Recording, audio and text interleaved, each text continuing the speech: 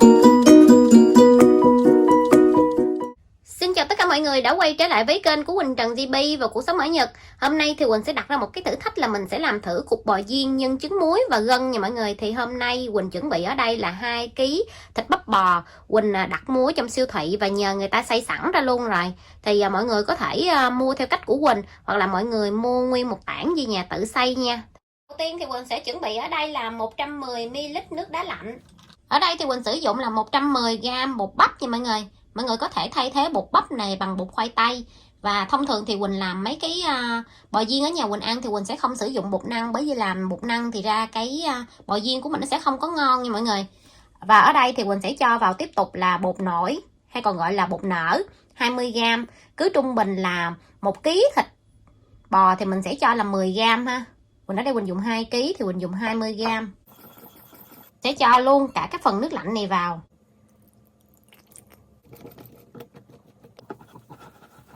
Bây giờ thì Quỳnh sẽ ướp thịt. Quỳnh sẽ cho vào đây là 125ml nước mắm, 60g đường, 6 muỗng dầu ăn,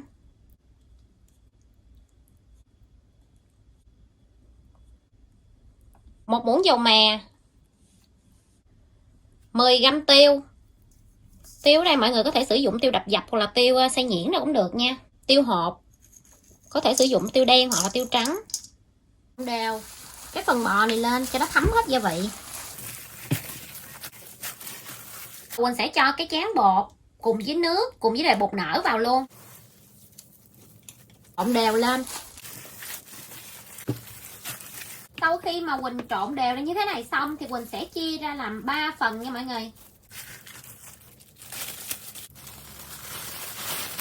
Quỳnh sẽ bẹp nó ra và Quỳnh sẽ bỏ vào bên trong ngăn đá để cho cái thịt bò này nó dẻo dẻo. Thì mình sẽ đem đi mình quết nha. Trứng muối hôm nay thì Quỳnh sử dụng tổng cộng là 10 trứng nha mọi người. Mua về thì Quỳnh gỡ nó ra. Bây giờ thì Quỳnh sẽ cho vào đây là một ít rượu để mà Quỳnh rửa cho nó bớt hôi nha. Quỳnh ngâm khoảng 5 phút nha. Rồi mình đổ cái nước mình đem đi hấp. Quỳnh sẽ bắt lên đây một cái nồi nước. Quỳnh sẽ cho vào đây là một ít muối nha, hành tím và hành lá đập dập vào. Hôm nay Quỳnh sử dụng là 180g. Cái loại này thì người ta đã luộc sơ sẵn rồi. Quỳnh về Quỳnh chỉ cần luộc khoảng chừng 15 phút nữa là nó mềm nha mọi người. Trong thời gian mà mình luộc ở dưới thì ở trên mình sẽ hấp trứng muối luôn. Rồi Quỳnh đậy nắp lại. Trứng muối này Quỳnh chỉ cần hấp sơ thôi, khoảng 5-7 phút là được.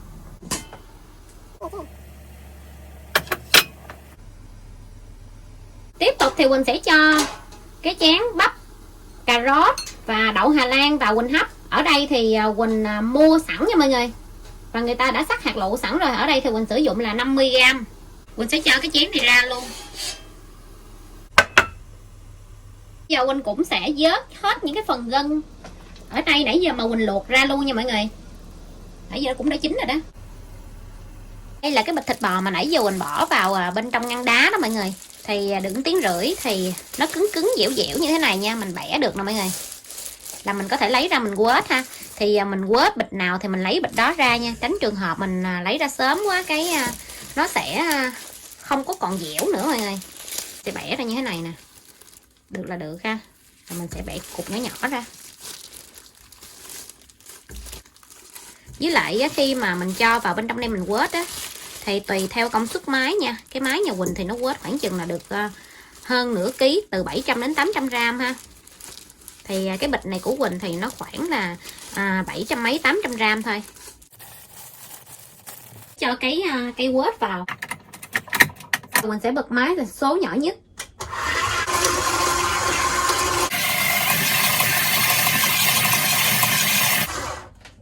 Đánh được khoảng một lúc thì Quỳnh sẽ ngưng máy lại và Quỳnh sẽ vét ở trên cái thành bô này xuống.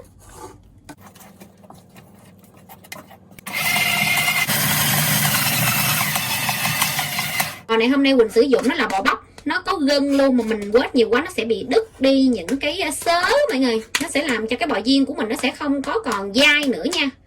Thì đó là cái kinh nghiệm mà lúc trước của Quỳnh bán bò viên Quỳnh làm nhiều lần á, thì hôm nay Quỳnh chia sẻ lại cho mọi người ha. Nó sẽ hơi hồng hồng như thế này nè. Đó.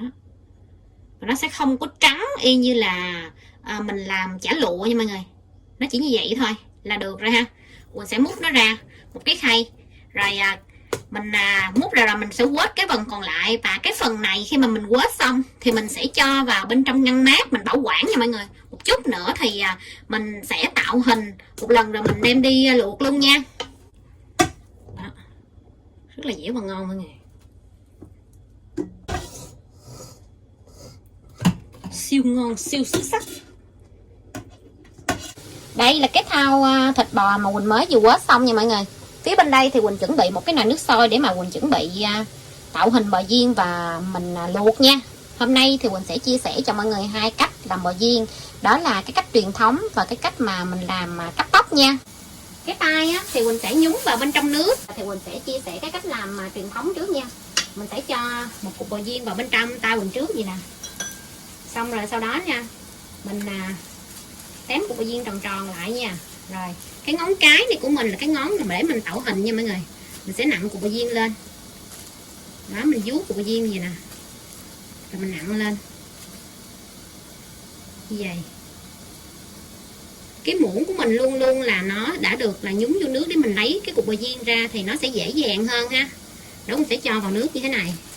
Rồi mình sẽ tiếp tục như vậy luôn. Quỳnh hôm nay là Quỳnh làm đơn giản nha mọi người, đơn giản cho bạn nào cũng có thể làm được ha. Rồi cái ngón cái để mình tạo hình nè, mình vuốt cái cục bò viên nha. Cái phần đầu này nè nó tròn nha mọi người, nhúng nước vào cho phần đầu này nó tròn nè, để cục bò viên khi mà mình luộc nó xong á thì nó sẽ trơn và đẹp hơn. Đó, mình làm như vậy để khi mà mình làm xong thì cục bò viên của mình nó sẽ không bị rỗng không khí, và nó sẽ cắt ra thì nó sẽ không bị rỗng và nó sẽ đẹp hơn. Đó, đây là cái cách truyền thống nha mọi người. Rồi bây giờ thì Quỳnh sẽ chia sẻ cho mọi người là cái cách thứ hai. Đây là cái muỗng. Cái muỗng này là cái muỗng là chuyên dụng để mà mình làm thịt viên. Thì Quỳnh mới biết được gần đây cho nên mình mua về Quỳnh xài, Quỳnh chia sẻ với mọi người. Khi mà Quỳnh mua thì người ta bán cho Quỳnh là hai cái, một cái là dùng dít, một cái dùng để mà mình ép xuống lấy bò viên nha mọi người. Cái này thì Quỳnh mua ở Nhật và ở bên Việt Nam bây giờ cũng có bán luôn, bán hình như là 50-60 ngàn gì là một cái muỗng như thế này ha. Đầu tiên trước khi mà mình cho cái muỗng vào á thì mình sẽ làm cho cái chỗ này nó thẳng ra nha mọi người. Rồi mình sẽ để cái muỗng vô vậy, đẩy ấn xuống, ấn mạnh xuống như thế này. Đó, thịt nó sẽ lòi lên ha. Cái muỗng mình lấy muỗng múc bên đây, mình sẽ múc cục bò viên lên. Đó, là mình sẽ ra được một cục như thế này nha mọi người. Đó. Thì khi mà mình làm cái này á, thì nó tiện nha mọi người, nhưng mà cái cục bò viên khi mà mình làm ra thì nó nhỏ chứ nó không bự nha.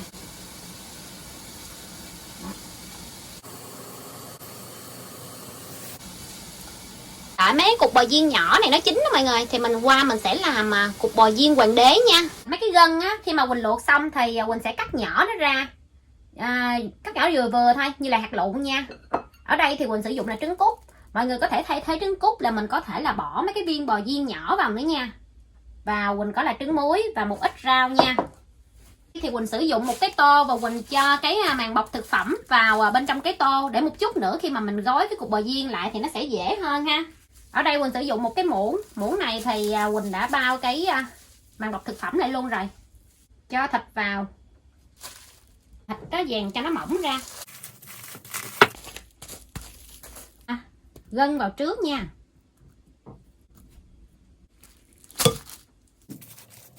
Sẽ cho trứng muối,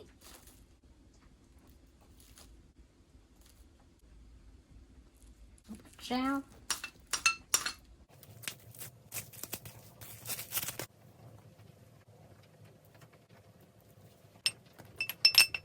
rồi mình sẽ cho lên phần còn lại luôn ha. Quỳnh ém mấy cái nhân xuống xong thì nó rất là đều luôn. Bây giờ mình sẽ do tròn nó lại nha. Ồ, rất là bự nha mọi người ơi. Wow, bự nha. Giờ thì Quỳnh sẽ cho cái cục bò viên cân lên thử coi được nhiêu ký nha mọi người. Đó, tém gọn lên. Cục bò viên này của Quỳnh là nó được 2,1 kg nè. Mình bỏ bao ni lông ra thì được đúng 2 kg nha mọi người. Bò viên nhỏ thì Quỳnh luộc nãy giờ nó cũng đã chín rồi, mình sẽ vớt nó ra luôn. Wow, nóng quá mọi người, ngon lắm nha. Đó, phía bên đây thì Quỳnh chuẩn bị một cái thau nước đá nha. Quỳnh sẽ bỏ nó vào. Quỳnh ngâm như vậy để cho bò viên của mình nó được dai hơn, với lại là nó sẽ cắn hơn nha mọi người.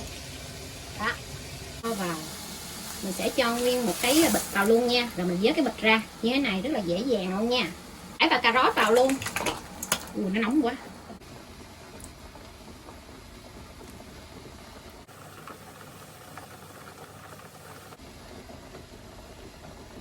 Ngon quá chị, ngon nè mọi người.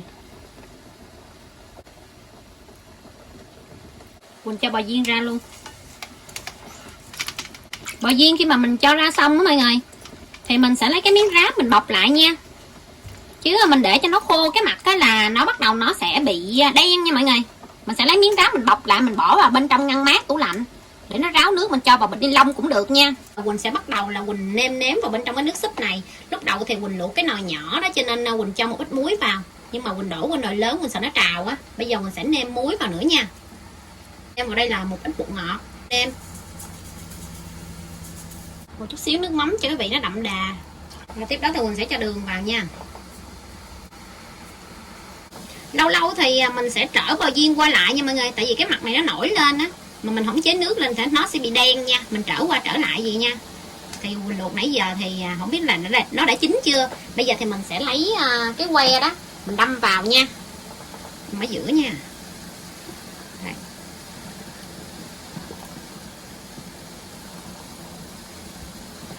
Nhưng mà nó không có dính que, có nghĩa là nó chín nha mọi người. Thấy có vẻ là nó muốn chín rồi đó. Mình nấu thêm khoảng 10 phút nữa nha, là mình vớt ra.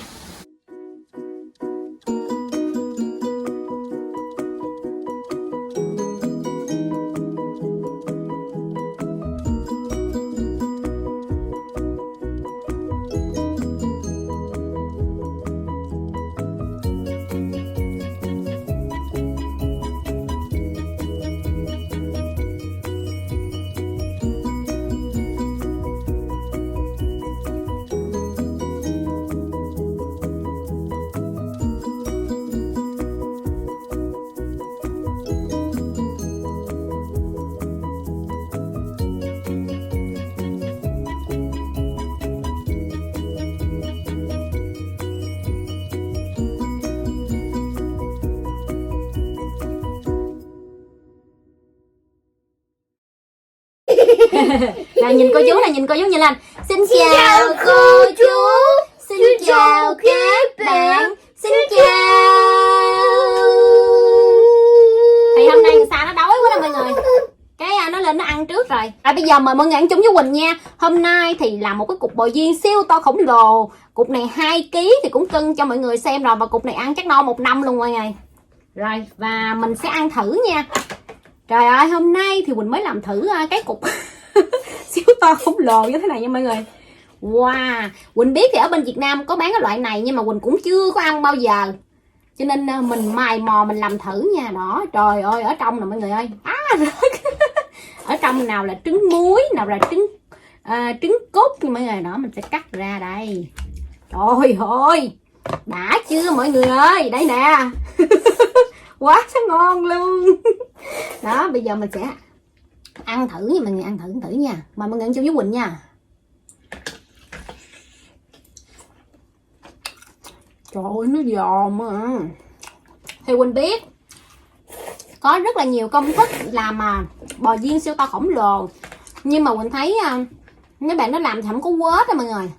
Nhưng mà thông thường thì ở nhà Quỳnh ăn thì Quỳnh hay làm theo kiểu này, dùng để ăn chung với lại phở hoặc là bún bò Quế nha mọi người. Thì Quỳnh đã nói với mọi người là Quỳnh chia sẻ công thức này rất là lâu rồi, nhưng mà Quỳnh chưa có dịp chia sẻ. Hôm nay thì Quỳnh chia sẻ với mọi người nha. Hôm nay cái video này Quỳnh chia sẻ cũng là cái công thức mà Quỳnh làm, Quỳnh hay bán. Thì thông thường Quỳnh làm thì Quỳnh làm 5-10 kg mọi người. Nhưng mà hôm nay là Quỳnh đã chia nhỏ cái công thức ra rất là nhiều rồi đó, cho nên cái gia vị mọi người yên tâm, nó rất là vừa ăn luôn. Còn nếu bạn nào làm ít hơn cái khối lượng hôm nay của Quỳnh á, thì mọi người chia đôi ra 1 kg, hoặc là mọi người chia làm 4 ra để ra cái công thức làm nửa ký nha. Chỗ đã mọi người. Là bây giờ mình ăn tới cái trứng muối nè mọi người.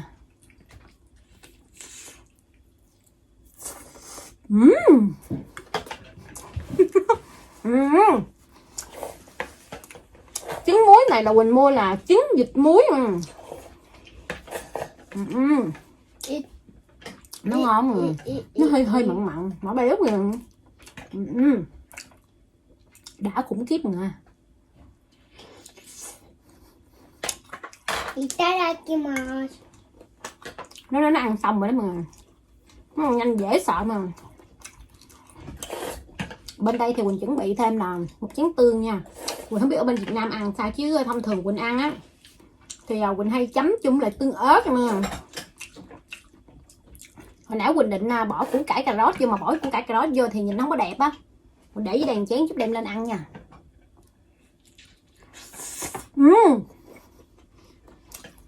Ăn chúng cái gân mà. Trời ơi nó dai. Có bạn nào thèm không ta? Cục nãy bên Việt Nam bán cỡ nhiêu tiền? Cục bò viên này của Quỳnh hôm nay là 2 kg. Ở bên Việt Nam chắc là một cục 1 kg mà, tại vì Quỳnh thấy có một kênh là cục bò viên 1 kg rồi. Quỳnh định làm á theo công thức mà Quỳnh làm bán luôn, làm nguyên một cục ở chừng 50 kg. Mà nghĩ lại bây giờ không có cái gì đựng đó mọi người. Cái tô này của Quỳnh là cái tô bự nhất rồi đó. Làm xong là không biết lấy cái gì đựng nữa mà. Tại vì khi mà mình đựng á thì mình cũng phải đựng vô cái tô mà trong vậy để mọi người còn nhìn thấy phía bên trong cái nước này kia nữa. Mở như cái tô này là tô size lớn nhất rồi.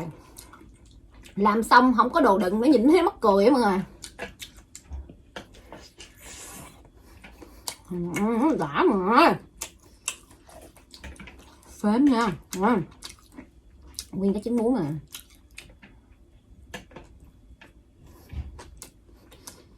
Phải nói nó đã bà cố luôn.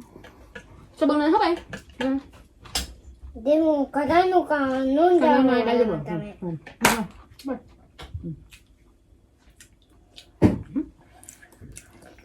Trời ơi, nó đã mà.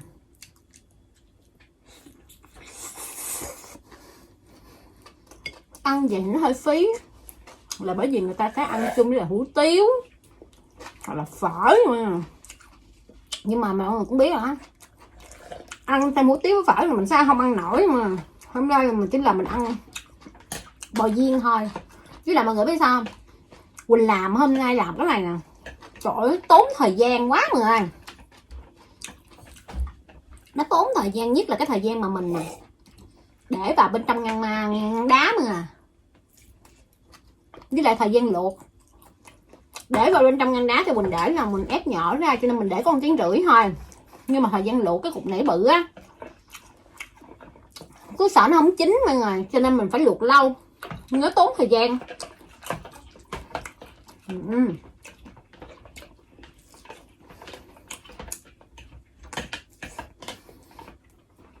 Cao lắm là ăn thêm một miếng nữa là hết đó mà. Chỗ miệng. Nó ăn mà dơ quá mà đợi nha.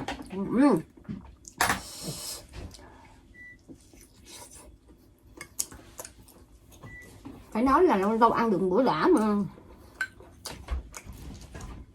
Mọi người biết từ ngày mà Quỳnh nghỉ bán vịt, nghỉ bán nem chua chả lụa với lại bò viên nè, là Quỳnh bắt tay Quỳnh làm YouTube tới giờ mọi người. Làm bao nhiêu năm? 2 năm rưỡi nha mọi người. Hôm nay mới làm Quỳnh. Ok, đợi xíu. Mà mọi người biết không, thông thường khi mà Quỳnh bán á thì Quỳnh chỉ bán có cái bò viên bình thường mà. Bỏ gân vô nữa thì nó sẽ mắc hơn á. Mà hôm nay Quỳnh bỏ gân ít à, không có nhiều. Tại vì mình làm cái lỗi thôi. Tại vì mọi người biết sao không? Hôm nay Quỳnh dùng cái muỗng để chia sẻ cái cách làm bò viên cắt tóc á. Mà Quỳnh sợ á, Quỳnh ấn cái muỗng nó xuống á, cái 3 cái gân á nó không có lên được mọi người, cho nên hôm nay mình chỉ trộn vô trong cái bò viên lớn à.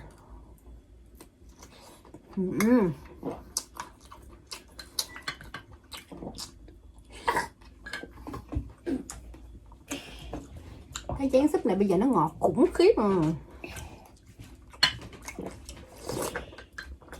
Ba hâm vậy cho sao nè, uống à. Rồi uống súp. Bưng lên đồ uống súp.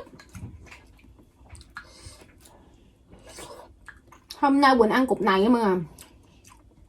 Quỳnh làm gì chủ yếu là chia sẻ cái công thức cho mọi người làm ha, chứ thật sự có một mình ăn. Mama sambuki chicken. Hả? Sambuki chicken. Sambuki. Không có quạt được con, nó ồn lắm. Ăn xong chưa? Ăn xong chưa? Bye bye kia biển. Bye bye. Kêu Hanh đã không ăn mọi người. Rồi ok, không ăn nữa ha. Yeah yeah yeah Ok. yeah yeah. Bye bye. Bye bye. Yeah yeah yeah yeah yeah. Bye bye. Yeah yeah yeah yeah yeah. Ăn mà Bye cúi đầu mới bye. sắn thành cục nha mọi người. Quỳnh lấy kéo Quỳnh cắt ra thì nó sẽ không đẹp á, cho nên bây giờ Quỳnh sẽ sắn ra luôn đó. Ai bấm chuông mọi người, để Quỳnh nào Quỳnh mở cửa coi. Anh xã Quỳnh á thì ổng mua mấy cái hàng ở trên web mọi người, bây giờ thì người ta đem đến nè, cho nên Quỳnh phải vào Quỳnh lấy. Ổng dương xa lên lầu cho nên là ở trên là bấm chuông mọi người, cái tiếng nhỏ nhỏ cho ổng nghe, mình phải vào mình lấy mọi người. Trời ơi, cắn vô miếng gân nó phê quá mọi người,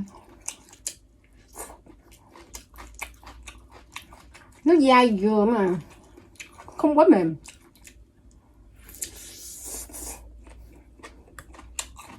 Bò thì dịu ngọt, trắng vô trúng thêm miếng tiêu nữa, mà hôm nay Quỳnh bỏ trúng tiêu sọ, trời ơi nó thơm mà cái vị nó cay quá mọi người.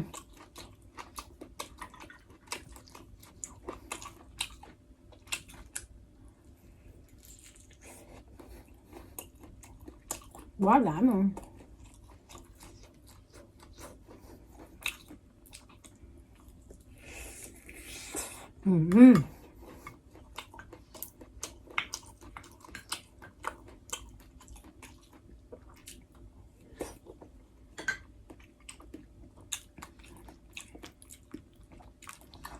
Lâu lâu mình phải nhúng xuống để cho nó có vị nóng vậy mà, với lại nãy giờ nó cũng nguội.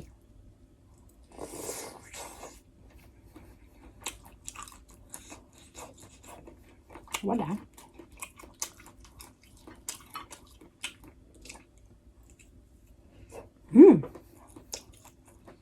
Cái này á có nhiều bạn cho phô mai mà, nhưng mà Quỳnh không biết. Thí dụ như mình cho phô mai đi thì mình cắt ra nó có kéo sợi được không ta, nó sẽ tùm lum hết rồi, hay là đợt sau mình sẽ làm thử ta. Hầu như bây giờ cái món gì cũng bỏ phô mai mà nó mới ngon.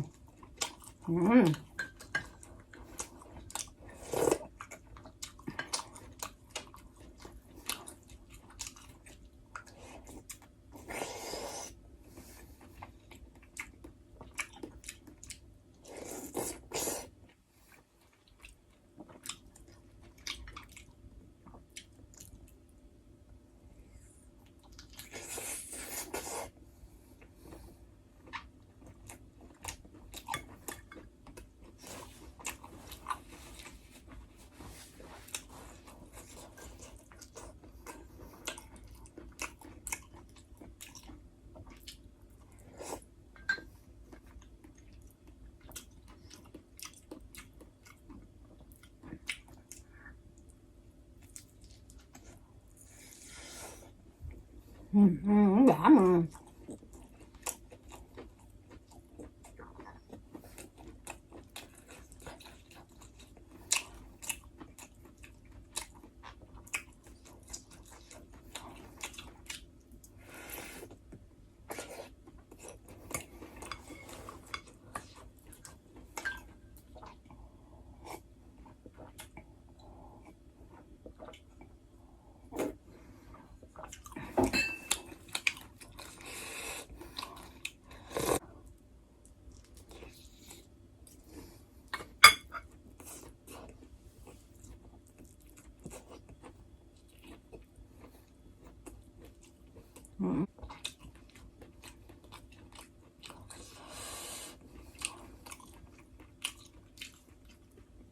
Ngưng vậy mọi người, ăn không nổi.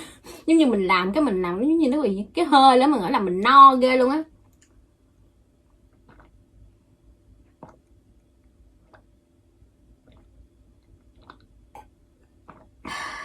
Thì cái video của Quỳnh đến đây cũng là sẽ kết thúc nha mọi người ơi. Quỳnh cảm ơn tất cả mọi người đã theo dõi hết cái video của Quỳnh. Nếu mọi người yêu thích cái kênh của Quỳnh á, mọi người hãy bấm đăng ký, like, share, ủng hộ kênh giúp Quỳnh nha. Quỳnh hẹn gặp lại mọi người ở video vào ngày mai. Bye bye.